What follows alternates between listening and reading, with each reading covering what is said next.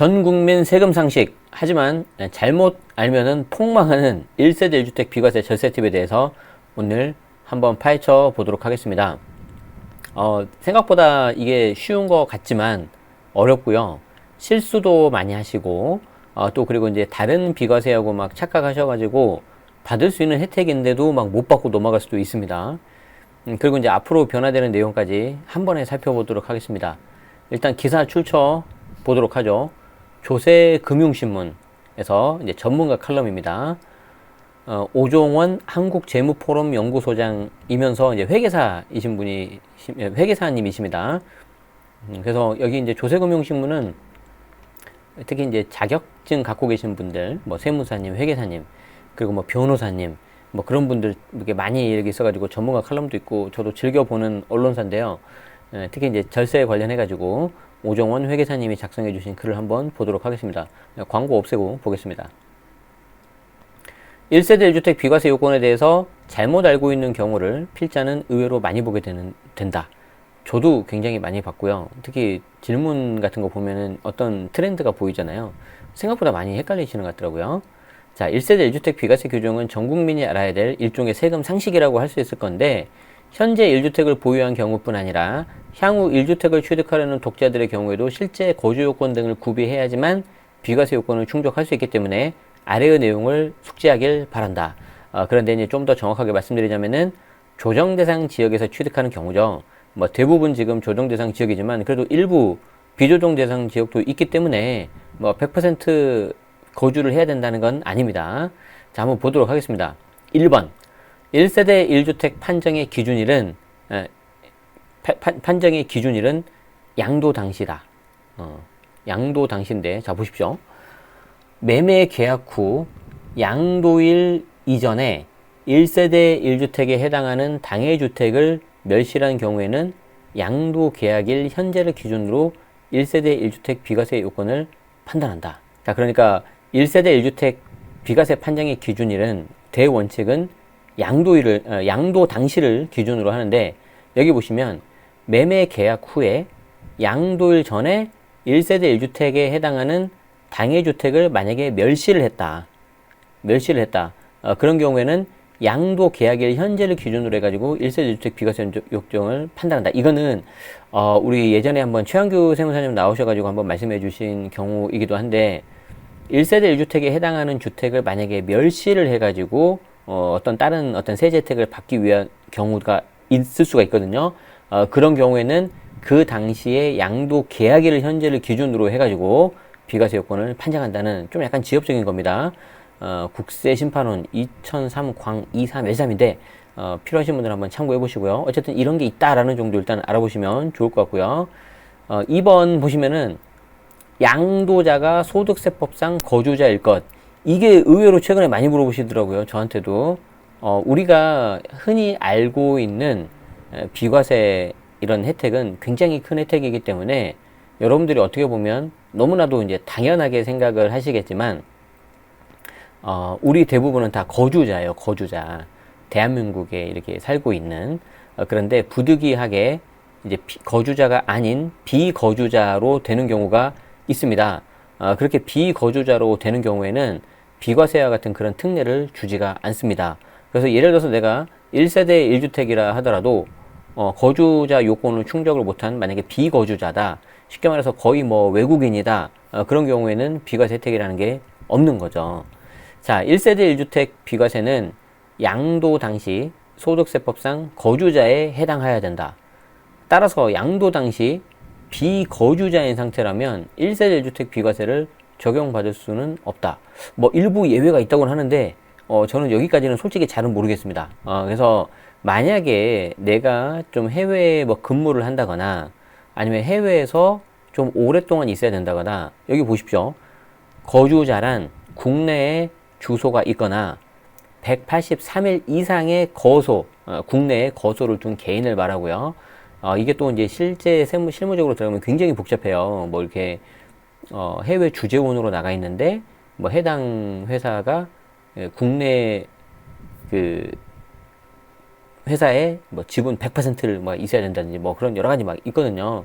그래서 만약에 내가 좀 뭔가 이게 좀 아리까리하다 그러시면 반드시 세무사님 상담 받으셔야 되는데, 이게 별거 아닌 것 같지만 굉장히 이슈가 되는 게 뭐냐면, 혹시 그 여러분들 그 론스타라고 아십니까? 론스타 아주 예전에 그 있었던 그 투자 회사인데, 그 론스타에서 이제 국내에 투자를 해가지고 뭐 세금을 뭐 이렇게 뭐 벌었으니까 내야 되잖아요. 근데 그때 굉장히 첨예하게 대립한 이슈가 뭐 거주자냐 비거주자냐, 이거에 따라서 몇 년을 이렇게 소송을 끈 그런 게 있습니다. 물론 금액이 크기 때문에, 워낙 이제 거대하고 사실관계가 복잡하기 때문에 그랬겠지만, 우리 이 비과세에 있어서는, 이 비과세 특례에 있어서는 이 거주자 비거주자가 굉장히 이슈가 있고, 딱 처음 여기서부터 만약에 그런 이슈가 생겨서 만약에 거주자가 아니라 비거주자다 그러면은 그냥 뭐 일부 여의외가 있다고 하시는데, 제가 어떤 건지 잘 모르겠어요. 그런 게 아니라면은 그냥 비과세가 안 된다고 좀 보셔야 돼요. 그래서 굉장히 이거 좀 조심하셔야 된다. 자, 그리고 세 번째는 1세대가 보유한 주택이 양도 대상이 되는 주택을 포함해서 1주택이 된다. 그러니까 여기서 중요한 게 뭐냐면 세대입니다. 세대. 세대라는 게 있고, 그 세대 기준 주택수가 내가 비과세 받으려고 하는 그 주택을 포함해서 1주택이라는 거죠.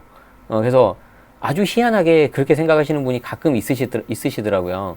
내가 1세대 1주택 비과세인데 이거 내가 비과세 받을 거니까 얘는 비과세니까 나머지 하나 또 있어도 되는 거 아니냐. 그런 건 아니고요. 그리고 1세대 1주택 비과세인데 내 개인, 일단 본인이 중요하시죠. 누구든지 간에 내 개인이 1주택이니까 비과세 되는 거 아니냐. 그런데 같이 생계를 하고 있는 그 1세대가 전체가 1주택만 있어야 됩니다. 그래서 제목이 1세대 1주택인 거예요. 개인 1주택이 아니고. 자, 보겠습니다. 자, 1세대란 거주자 및 그 배우자가 동일한 주소에서 생계를 같이 하는 가족과 함께 구성하는 1세대를 말한다. 같이 구성하는 세대를 말한다. 그러니까 거주자, 본인 및 그 배우자까지 들어가는 겁니다. 그래서 제네시스 세대 기준을 본다면은 제가 당연히 있을 거고요. 저랑 같이 살고 있는 사랑하는 배우자가 있지 않겠습니까? 그 배우자가 있을 거고요. 본인과 배우자의 생계를 같이 하는 가족, 이렇게 나오는데요. 자, 보십시오. 본인, 배우자, 자녀 1, 자녀 2로 구성된 4인 가족이 동일한 주민등록상의 주소지에서 같이 생활한다면 양도 당시 4인 가족이 소유한 주택이 한 채여야 함을 원칙으로 한다. 원칙으로 한다. 자, 위장 이혼의 경우에도 실질적으로 생계를 같이 하는 경우라면 동일한 세대로 봐서 과세가 되니까 조심해야 된다. 이게 몇 년 전에 좀 황당한 대법원 판례가 있었어요. 이혼을 했는데 서류상으로 이혼을 했습니다. 그리고 실제로는 같이 살았어요. 그러니까 세금을 피하기 위해서 어떻게 보면 위장 이혼을 한 거죠. 그런데 대법원은 판례가 뭐가 나왔냐면, 서류상으로 이혼이 됐기 때문에 이거는 세대 분리다, 이렇게 봐버린 거예요. 그러니까 이제 기재부하고 국세청에서 황당한 거죠. 말도 안 된다. 가지고 조문을 아예 바꿔버린 그런 케이스가 있다고 제가 알고 있습니다. 그렇기 때문에 본인, 배우자, 자녀 뭐 2명 이렇게 해서 4인 가족이라면은 실제로 같이 살고 있고 주민등록도 같이 되어 있다 그러면은 당연히 같은 세대고요. 그 같은 세대에 4명이지 않습니까? 명의자가. 그 4명이 갖고 있는 주택을 다 카운트를 합니다. 그렇게 해가지고 몇 주택인지를 따지는데 1주택이 된다는 거죠. 이제 여기서 조심하셔야 되는 게, 예를 들어서 자녀 1명이 쏙 빠져나가 있어요. 주민등록에서. 근데 실질적으로는 같이 살고 있다. 그런데 여기 자녀 1명으로 집이 한 채가 있다. 그러면은 주민등록, 즉 외형으로는 떨어져 있기 때문에 주택수가 포함이 안 될 것 같은데, 실질적으로는 저 자녀 1이 같이 살고 있고 주택을 가지고 있어서 2주택 이상이 된다. 1주택이 아니다. 그러면은 특별한 비과세 특례가 아닌 이상 이 경우에는 과세가 되는 겁니다. 자, 그런데 이런 것들을 예전에는 많이 하셨었죠. 지금보다 상대적으로. 그런데 뭐 5년 지나고 10년 지나고 아무 문제 없으니까 이렇게 해도 돼 라고 이제 막 알고 계시는 거죠. 그거는 이렇게 해도 되는 게 아니고 그냥 운이 좋았던 것 뿐입니다. 그냥 운이 좋았던 것 뿐이에요. 자, 그러면 지금은 어떻게 되느냐? 만약에 이게 의심적잖아요. 의심이 적으면은 과세당국에서 관련 자료를 소명하라고 해요. 실제 떨어져 살았는지. 그래서 실제 떨어져 살았는지를 뭘 가지고 소명하라 그러냐면, 뭐, 교통카드, 신용카드, 해당 단지의 뭐 관리 등, 뭐 입주 카드, 차량 등록증, 이런 것도 있고요. 최근에는 뭐가 있냐면은, 통신기지국 발신대역 달라고 해요. 통신기지국 발신대역 달라고 해가지고, 만약에 본인 배우자 자녀 2는 여기 잠실에 있는데, 자녀 1 주소는 반포라고 되어 있는데, 통신기지국 발신내역 보니까 전부 다 잠실에 찍히는 거죠. 같은 곳에서. 그럼 같이 살고 있는 거거든요. 그럼 해명해봐라. 그럼 해명 못하면은 같이 사는 걸로 봐야 되고, 이때 자녀 1에 있는 주택수가 여기 본인 배우자 자녀 2 여기에 카운트가 되기 때문에 1주택이 안 돼서 2주택이 돼서 비과세를 못 받을 수도 있는 거죠. 뭐 전부 다 그렇게는 보지 않겠죠. 집값이 좀 높은데 고가주택 위주로 보겠죠. 그리고 이제 시간이 지나면 어떻게 되겠습니까?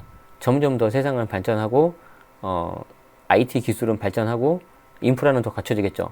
그러면은 대상 주택이 훨씬 더 넓어져서 고가주택 아니라 중저가, 저가주택까지 전부 다 이런 식으로 되겠죠. 1세대 1주택 비과세 판정 시 세대를 달리 구성하는 부부의 동일세대 여부. 자, 법률상 혼인관계를 유지하는 남편과 아내가 지방 발령으로 주민등록상의 주소지가 다른 경우라 할지라도 부부는 동일세대로 본다. 그러니까 부부 같은 경우에는 그냥 뭐 따지지 않고 묻지도 않고 그냥 같은 세대로 본다는 겁니다. 따로 보는 경우는 예외적으로 따로 보는 경우는 서류상 이혼을 해야 되고요. 실제로도 따로 살아야 돼요. 실제로도. 서류상 이혼만 해서는 안 된다. 실제로 따로 살아야 된다. 아시겠죠? 네, 그렇지만 뭐 세금이 아무리 뭐 싫고 무섭다 하더라도 이혼까지 할 그런 건 아니지 않습니까? 네. 저는 그래서 뭐 가끔 가다가 그런 거에 대해서 물어보시는 분이 있으시면 저는 그냥 그냥 생각도 하지 마시라고 저는 그냥 그렇게 답을 합니다. 정하시고 싶으시면은 뭐 다른 뭐 이렇게 가서 방법을 알려주는 세무사님 가시든지, 저는 세무사도 아니니까 저한테 조언 들으실 필요 없으실 것 같다고, 저는 그런 거 반대하니까 저는 그렇게 생각합니다. 자, 5번. 오피스텔을 보유할 때의 1주택 해당 여부. 자, 이제 이런 게 이제 좀 요즘에 최근에 이슈가 되고 있는 거죠. 오피스텔이 이럴 때 이제 아주 계륵 같은 게 돼버려요. 자, 본인 명의 아파트 A 한 채가 있고 오피스텔 한 채를 보유한 경우라면 이제 오피스텔 B라고 해볼까요? 과연 오피스텔을 주택으로 볼 건지 여부에 대해서 유의해야 사항이 있다. 현행 세법은 공부상 오피스텔이라 할지라도 임대차 계약이 된 임차인이 사업자 등록이 되어 있지 않은 주거용으로 사용하는 경우라면 주택으로 간주한다. 따라서 상기 사례의 경우 본인은 2주택 보유자에 해당한다. 조금 더 제가 보충 설명드리자면, 세법에서는 형태를 불문하고 어떤 외형이 있는 건물을 주거용으로 사용했다. 그럼 형태를 불문하고 주거용으로 사용했다 그러면은 주거용으로 봅니다. 자, 그런데 이게 여기서 끝나는 문제가 아니라 왜 또 문제가 되는지를 제가 좀 설명을 드릴 건데, 자, 사례를 한번 잘 보세요. 자, A 주택이 있습니다. 이게 이제 아파트지 않습니까? 그리고 이제 B 오피스텔이 있는 거죠. 자, 그렇게 해가지고 이렇게 같은 1세대 구성원이 갖고 있는 게 이렇게 두 채가 되는 거예요. 두 채가. 자, 그러면 이 오피스텔이 문제인데, 만약에 이거를 업무용으로 썼다. 업무용으로 써가지고 내가 오피스텔을 일반 임대 사업자를 내고요.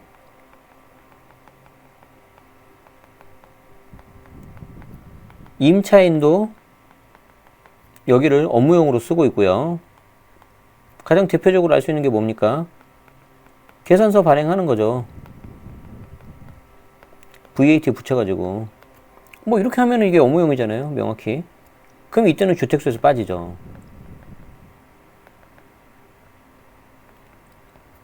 이때는 주택수 빠지죠. 그렇게 되면은 한 채가 돼가지고 A 한 채가 돼서 이제 비과세가 가능한 거죠. 자, 이렇게 되면 아주 해피해요. 이렇게 되면 아주 해피한 건데, 항상 우리가 이제 세상 일이 뭐 좋은 일만 있습니까? 나쁜 일도 있잖아요. 그죠? 자, 만약에 이 오피스텔을 주거용으로 쓰고 있다. 자, 주거용으로 쓰고 있다. 이때 주거용으로 쓸 수 있는 거는요. 예를 들어서 이 오피스텔을 임대주택으로 등록을 해버린 거죠. 아, 이거는 그냥 100%예요. 100%. 100%. 아, 이거는 그냥 뭐 자기가 완전히 그냥 신고를 한 거기 때문에 그냥 뭐 빼도 박도 못 하는 거잖아요. 자, 그런데 이 오피스텔에서 등록은 안 했는데 실제로는 주거용으로 쓰고 있다는 거죠. 자, 그러면 이때는요. 주택수 카운트가 되기 때문에 2주택이 돼서 1주택 비과세를 못 받는 거죠. 1주택 비과세 못 받는 거죠. 자, 그러면 여기서 이제 더 중요한 게 이거예요. 여기서 중요한 게. 자, 그러면 A 비과세는 어떻게 받을 거냐? A 비과세는 어떻게 받을 거냐? 두 가지 방법이 있어요. 두 가지 방법. A를 비과세 받을 수 있는 방법은. 자, 뭡니까? 첫 번째, B 매도하는 거죠. 그리고 추가로 2년 보유 또는 거주한 후에 A 매각하면 비과세 가능하겠죠. 아니, 왜 추가 2년 보유합니까? 아니, 주택수가 2주택이었잖아요. 2주택. 주택수가 2주택이었으니까 21년 1월 1일 기준으로 다주택이잖아요. 그러면 하나 팔고 나서 최종 1주택 적용되니까 2년 추가 보유 또는 거주해야 되잖아요. 그래서 A를 취득할 당시에 조정이면 추가 거주해야 되는 거고, 비조정이었으면 그냥 2년 보유만 하면 되는 거고. 이때 참고로 오피스텔을 매각하는 게 아니라 용도 변경하거나 증여를 하더라도 추가 2년 있어야 되겠죠. 그러니까 무조건 2년 들어가는 거예요. 자, 2번. 또 가능한 방법이 이제 거주주택 비과세 특례가 있겠죠. 이 오피스텔을 세법상 장기 임대주택으로 등록을 하고 A에서 거주를 했다면 이때는 비과세가 곧바로 가능할 수도 있어요. 곧바로 가능할 수도 있어요.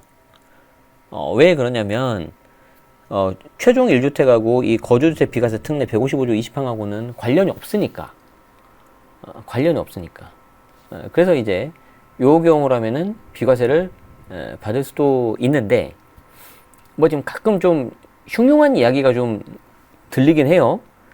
거주주택 비과세에 있어서 일부 임대주택을 자진말소하면 5년 안에만 그러면 이제 거주주택을 팔면 비과세가 되지 않았습니까? 그런데 그 경우에도 뭐 추가 2년을 해야 된다?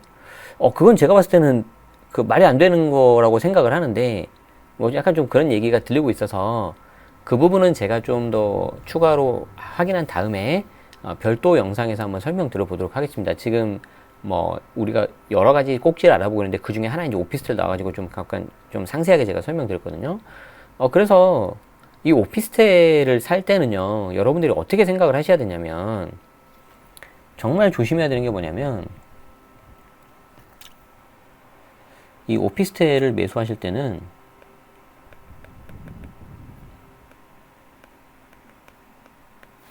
내가 만약에 A 주택이 있잖아요. 이렇게 기존 주택. 그리고 이제 여기에 이제 신규로 B 오피스텔을 이렇게 사잖아요. 그러면 얘는 그냥 길게 가져갈 자. 되게 장기적인 관점에서 그냥 보셔야 돼요. 그래서 이거 그냥 가지고 갔다가 적당히 이렇게 매도하고, 또 뭐 C 같은 거 샀다가 적당히 매도하고, 그렇게 하고 나서 이제 요것도 어떻게 처리하는 거지, 이걸 어떻게든 뭐 이렇게 막 비과세를 어떻게 무조건 해야 된다든지 그런 게 아주 좀 꼬일 수가 있어요. 그렇기 때문에 좀 조심하셔야 돼요. 그리고 상대적으로 내가 가지고 있는 주택하고 오피스텔 비교하면 오피스텔보다는 주택이 좀 더 오를 거잖아요. 그렇죠? 어쨌든 오피스텔은 좀 이슈가 많습니다. 그래서 그냥 깔끔하게 오피스텔은 그냥 명의를 분리시켜가지고 사시던가 세대 외 구성원한테, 아니면 그냥 법인으로 그냥 사는 게 나을 수도 있죠. 중과도 없고 그러니까. 물론 이제 법인으로 사면 또 부가가치세 이슈가 있는데, 우리 그 절친분들은 아시겠지만 저번 달 멤버십 특강에서 부가가치세 했는데 머리 지끈지끈 하지 않았어요? 근데 그거 아주 기초적인 거예요. 이번 달 또 할 거예요. 아, 그게 뭔가요? 하시는 분들은 제가 그 본문 더보기 하고 댓글 고정으로 멤버십 해놓을 테니까 참고하시기 바랍니다. 아, 이걸 안 달아놨군요. 광고 하나 하겠습니다. 자, 어쨌든 다시 또 갑니다. 6번 가겠습니다. 6번. 자, 1세대를 구성하는 본인과 자녀가 각각 1주택을 보유한 경우의 비과세 판정. 자, 이 경우에 이제 여러분들 많이 당하시죠. 뭐야, 나도 1주택이고 자녀도 1주택이니까 비과세 되는 거 아니야? 아닐 수도 있어요. 왜 그러냐? 그냥 1주택이 아니라 1세대 1주택이잖아요. 1세대 1주택. 자, 본인 명의 아파트에서 같이 생활하는 30세 미만의 자녀 명의로 별도의 주거용으로 오피스텔을 샀다. 차후 과세관청으로부터 자녀와의 실질적 경제적 생계 여부에 따라서 동일 세대로 봐서 1세대가 2주택을 보유한 것으로 볼 소지도 있다. 아까 본 거죠. 아까 이게 본 거예요, 이게. 이게 뭐냐면 A주택은 아빠 명의로 산 거예요, 이렇게. B 오피스텔은 자녀 명의로 산 거예요. 그래서 나는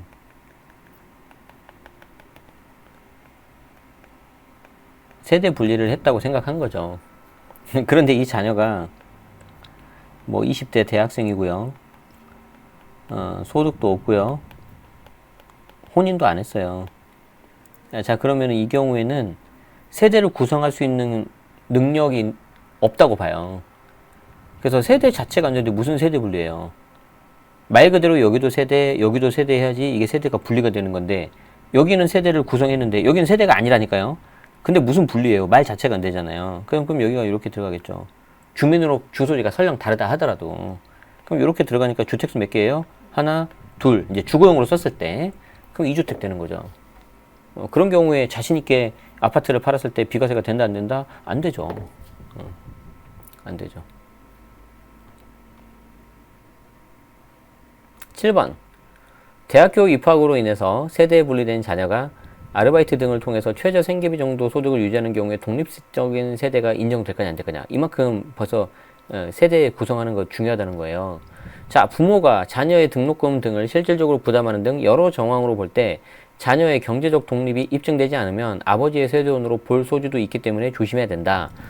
그러니까 대학교 이제 입학을 했고, 따로 이제 세대는 분리돼서 이제 주소가 달라졌고, 저도 이제 저 지방에서 서울로 왔을 때 저희 부모님은 광주에 계시고 저는 서울에 있고 세대 분리는 됐지만 당연히 제가 혼자 지낼 수 없으니까 맨날 용돈 탔었거든요. 물론 알바도 했지만 그런 경우라면은 이제 종합적으로 판단을 해서 이 정도 얘는 세대를 구성할 수 있는 능력이 없다, 있다 이렇게 이제 과세당국에서 판단한다는 거죠. 여러 정황을 본다는 겁니다. 그래서 보통 그런 학생 같은 경우에는 안 된다고 보시는 게 맞고 최소한 이렇게 좀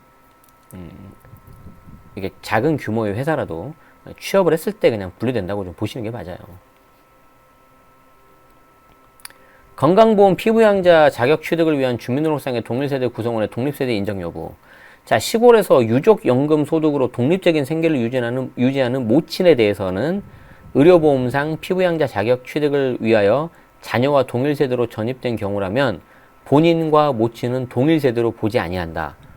좀 요런 거는 좀 약간 좀 특이했어요.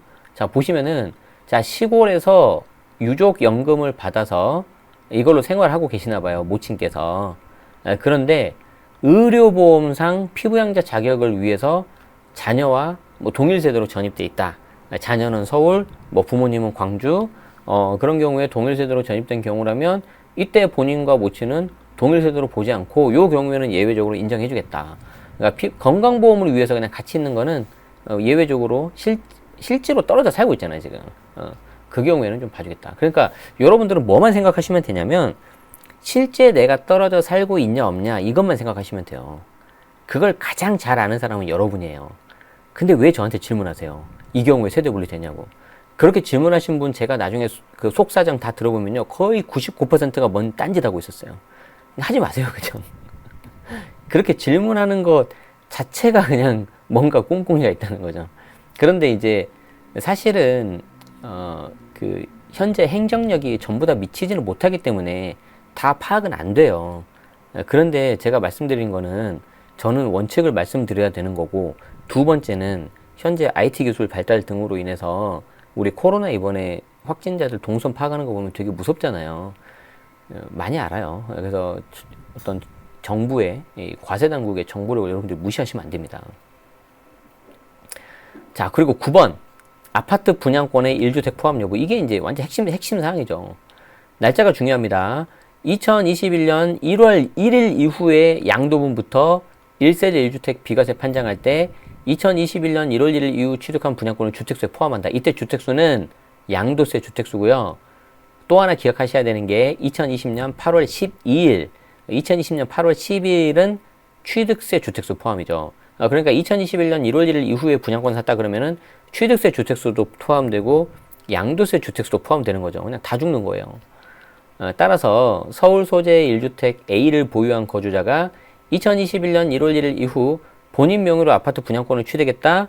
그때 이후 A주택을 취득하는 경우라면 1세대 1주택 비과세 대상이 아니다. 왜냐면 2주택자니까.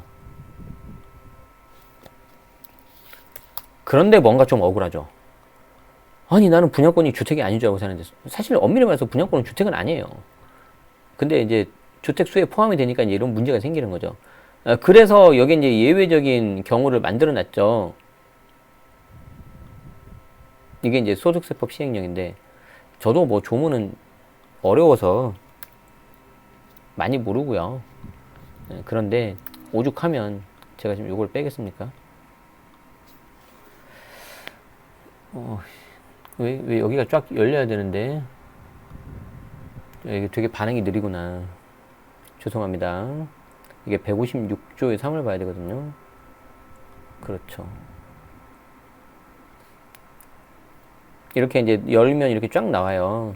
그래가지고 여기서 이제 클릭을 하시면 되는데, 여기 보시면은 156조의 3, 주택과 분양권을 소유한 경우 1세대 1주택 특례. 그러니까 이제 이 특례에 해당되는 경우에만 비과세 해준다는 겁니다. 그래서 여기 보시면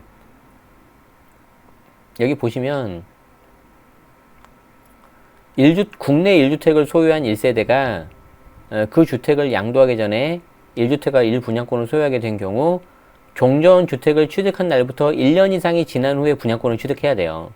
그리고 종전주택을 3년 안에 처분해야 됩니다. 그런데 여기 사례에서는 지금 정확하게는 안 나왔죠. 주택을 가지고 있고 1년 이후에 분양권 사면 이 특례가 될 수도 있어요. 그런데 그 경우가 아니라면 비과세가 안 될 것이고, 만약에 1년이 아닌 곧바로 분양권을 샀다 하더라도 그 분양권이 3년 이후에 그 분양권이 3년이 지나서 완공이 되고, 완공되기 전 그리고 완공되고 나서 2년 안에 종전주택을 매도하고 종전주택이 나중 분양권이 신규로 완공된 다음에 세대 전원이 그쪽으로 2년 안에 전입을 하고 1년 이상 계속해서 거주하면 또 비과세가 되긴 돼요. 아이고 어렵다, 그죠? 그게 이렇게 막 빽빽하게 돼 있어요. 이렇게 조문이 어려워요, 사실. 그래서 이제 저도 뭐 몇 개 아는 거는 좀 보고, 모르는 거는 저도 이제 책도 찾아보고, 아니면 주변에 세무사님한테도 여쭤보고 뭐 그렇게 하는 거죠. 그러면서 공부하고 있는 거예요, 저도. 아시겠습니까? 어쨌든 1세대 1주택 비과세 이렇게 있고요. 이제 여기서 더 복잡해지는 게 이제 1세대 1주택 뭐 장특공 그 고가주택 장특공까지 가면 이제 더 복잡해집니다. 그래서 요 정도로 일단 하도록 하겠습니다. 그래서 여기에 대해서는 지금 이제 12억으로 올라가는 게 언제 되느냐, 그게 이제 관건인데, 뭐 연말 정도는 되지 않겠습니까? 그러면 제가 연말에 되고 좀 정리된 게 나오면 저희 멤버십 특강에서도 제가 월 1회 특강을 진행하고 있으니까 저는 항상 뭐 유료 뭐 5만원 10만원 강의한다는 생각으로 멤버십 특강을 준비해서 만들고 있습니다. 그리고 이것만 있는 게 아니라 주변에 계신 회계사 세무사님들을 제가 출연료를 지급 드리고 모셔와서 여러분들을 위해서 특강을 하는 거죠. 그래서 제가 전부 다 오픈하는 게 아니라 우리 멤버들한테만 하는 겁니다. 그래서 관심 있으신 분들은 고정 댓글하고 본문 더보기 보시면 될 것 같아요. 그래서 좀 더 깊은 얘기는 그때 해보도록 하죠. 네. 자, 우리 첫 번째는 이렇게 좀 알아봤고요. 저 이제 잠시 쉬었다가 월세 시대, 달라질 부동산 시장 트렌드, 그리고 달라질 부동산 절세 트렌드에 대해서도 살펴보도록 하겠습니다. 라이브는 곧바로 하니까 잠깐만 계시면 되고, 편집된 영상은 별도 영상으로 제가 곧 올려드리도록 하겠습니다. 네, 도움 되셨다면 좋아요, 구독 한번 부탁드리겠습니다. 네, 시청해주셔서 고맙습니다.